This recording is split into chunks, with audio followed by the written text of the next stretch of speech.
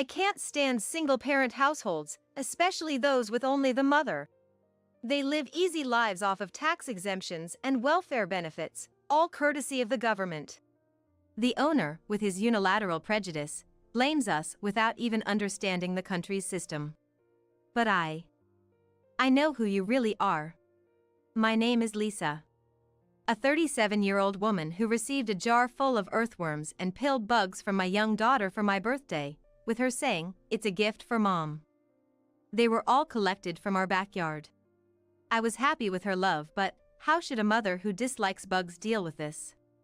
Just like me, you like bugs in your childhood, but in the future, I bet you'll faint at the sight of these. Of course, I couldn't voice these thoughts. Parenting is a daily struggle. Such words hit home. It's deeply moving to think that my mother might have felt the same way raising me. I don't have a father. I was told he started a new family elsewhere right after I was born. Thanks to him, I don't even remember what my father looks like. Well, I don't really want to remember such a deadbeat father anyway. Despite our financial struggles, my mother, with the help of my grandparents, managed to raise me and even ensured I got to go to college. During my childhood, my mother was often busy and wasn't able to spend a lot of time with me. But I remember how she always stroked my head while I was sleeping. No matter how much gratitude I expressed to my mother, it's never enough. So, when I received my bonus in the 3rd year of employment, I decided to treat my mom to a fancy French restaurant meal for her birthday. Didn't I do it with my first paycheck, you might ask? Well, to my embarrassment, I was working in a low-paying job and was barely managing to pay my rent for my apartment room. There was no bonus in the 1st year, and in the 2nd year, I was overwhelmed with training new employees and had barely any time. In the 3rd year, I finally had enough breathing room to spend time with my mother, and I was excited to celebrate her birthday. And so, came my mother's birthday. "I think we should dress up for the occasion," I said to my mother, giving her a fashionable dress, and we headed out for the meal, both of us dressed alike. The restaurant interior was very classic and modern, and my mother said, "Wow, this place is gorgeous," a bit excited. A young waiter across the counter greeted us with a welcoming smile, saying, "Welcome. What can I get you?" His overly energetic response slightly intimidated my mother and me. It felt like we were in a diner. I thought a fancy French restaurant would have a more relaxed atmosphere. We have a reservation under Thompson, for 2 people. I believe we had ordered course meals. All right. Let me check the reservations. Just a moment." With that, the waiter began to check the reservation list where he was making notes. My mother and I exchanged a look. Without saying a word, we both felt a slight unease. Is this place really all right? "All right, Thompson. You ordered the special course. We have reserved a private room for you. Please, take your seats." Okay. We couldn't help but feel anxious from the waiter's words, but we headed towards the private room. The place was a spacious room with city view, which promised a leisurely time without the need to worry about the passing hours. I had a feeling it was indeed a high-end restaurant, judging by the decor. Well, we came all this way, and even if the waiter's manners aren't quite up to par, the meal must be delicious. I decided not to worry too much and enjoy myself. Or so I thought. What? My mother let out a small cry as she just took a seat, which made me instinctively yell, "What happened?" I think I stepped on something down the table." "What?" Taking the place of my startled mother, I peeked under the table. There, believe it or not, was a quite big piece of squid, fallen. Was it a leftover of previous guest? It looked a bit dried out, maybe it had been there for a while. I was taken aback and said, "You. What's this?" Not expecting a cleaning lapse at such a high-end restaurant. "Seems like a piece of food fell. It's not a rat or anything, so you don't have to worry." I started to say I don't really want to sit here, but swallowed my words. Was it better to cancel our reservation and go somewhere else since it's a special occasion like a birthday? But my mother was looking forward to eating French food for the first time in a while, and could we even get a reservation at another fancy place at this point? As I was pondering these thoughts for a few seconds, The sliding door swung open, and the waiter from earlier appeared, saying, "Wow, we got a couple of beauties here. How old are you? Got a boyfriend? I'm gonna take your drink orders now." The waiter, all smiles, seemed completely unaware of his inappropriate behavior, prompting our drink orders, and I was left contemplating whether to leave. This was the only chance to flee. Excuse me, but there's a piece of food under the table." I decided to bring up the restaurant's failure first, since there could be a cancellation fee if we cancelled on the day. Even high-end restaurants are run by humans and mistakes are bound to happen. So I brought up the cleaning issue, rather a slightly apologetic one, assuming they wouldn't charge a cancellation fee once they realized their own fault. Or so I thought. "Oh, our dad, well, the owner. It's only the owner and me working here, so these things happen occasionally. But rest assured, our taste is first-rate." The response was a surprising brush-off. And this man, he wasn't just a waiter, he was the owner's son. What kind of upbringing did he have? He didn't speak politely or show any consideration. "Well, I don't think it's about whether you're running this place just two of you or not. Anyway, what's your relationship?" "Huh? We're mother and daughter." "Oh, your father's not with you?" "We're a single-parent family, but I don't think that's relevant right now." Before I could finish my complaint, he interrupted me. "Huh? A single-parent family?" "Yes." He let out a sigh and held his head. "Just wait a moment. Dad." Leaving the sliding door open, he went off to the back where the owner was presumably preparing meals. After a short while, the owner and the son came back to us. "This woman, tempting men and even having a child irresponsibly." The owner pointed at my mother with his chin and said this as soon as he started speaking. The unexpected words left me and my mother bewildered, not knowing what he was talking about. I really can't stand single-parent families, you know. Women playing around with men, getting married on a whim, popping out a kid, and then divorcing at the drop of a hat. And on top of all that, they soak up all sorts of support from the government as the vulnerable. It's just unbelievable. Disgusting parent and child. Sorry about that. My dad here, he hates single-parent families the most." He apologized for his father's words, but his face was full of smirks, showing no signs of sincere apology. "Wait, why do we have to listen to your baseless accusations? What do you know about my mom? She didn't become a single mother or give birth to me out of some frivolous circumstances." In my frustration, I raised my voice.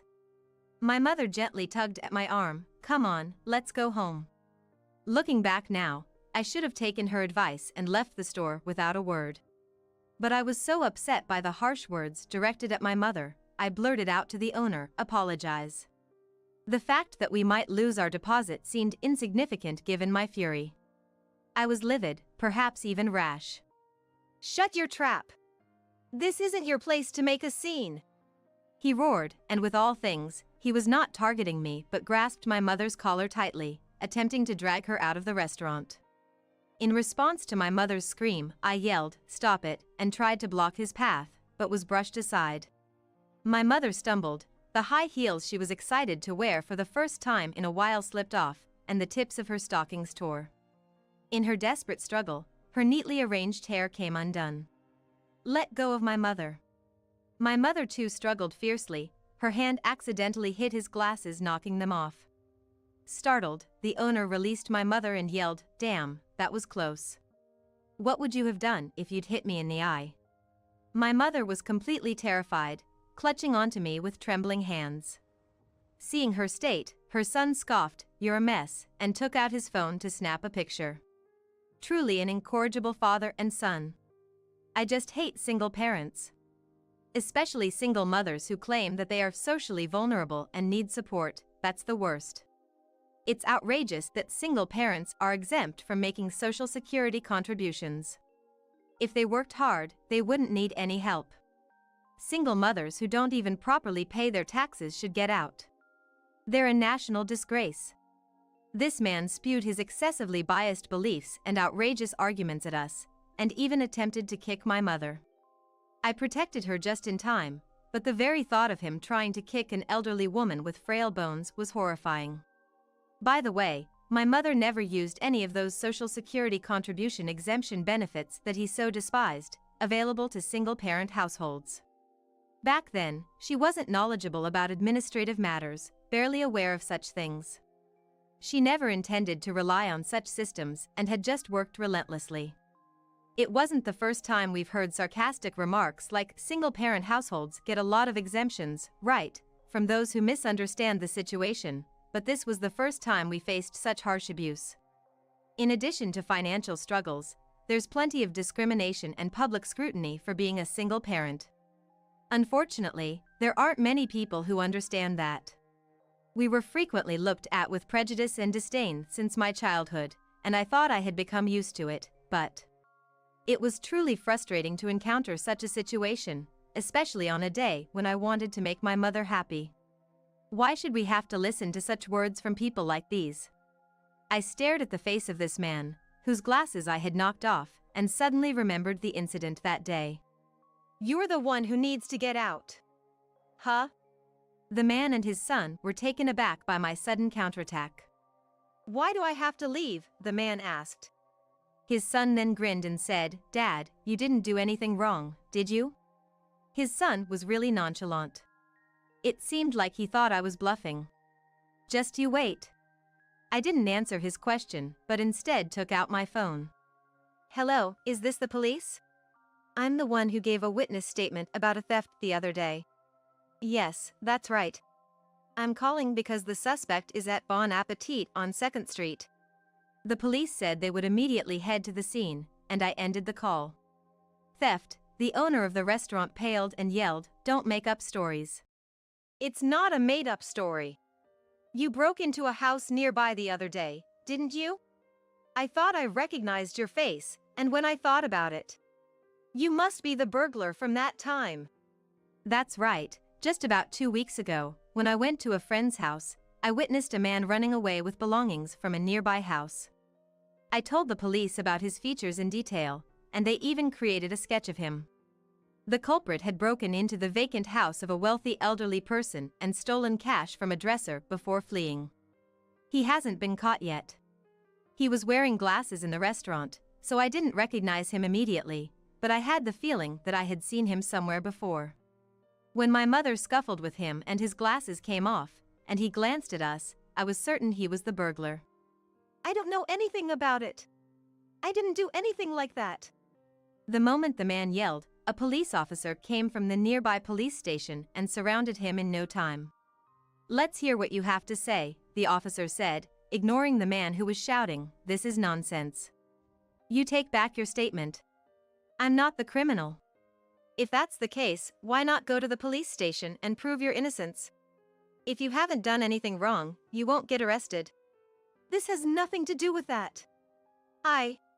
When the owner started shouting loudly, a police officer stepped in between us, suggesting calmly, "Why don't you come down to the station, just as she suggests?" "Shut up." The owner raised his voice and made a threatening gesture at the officer.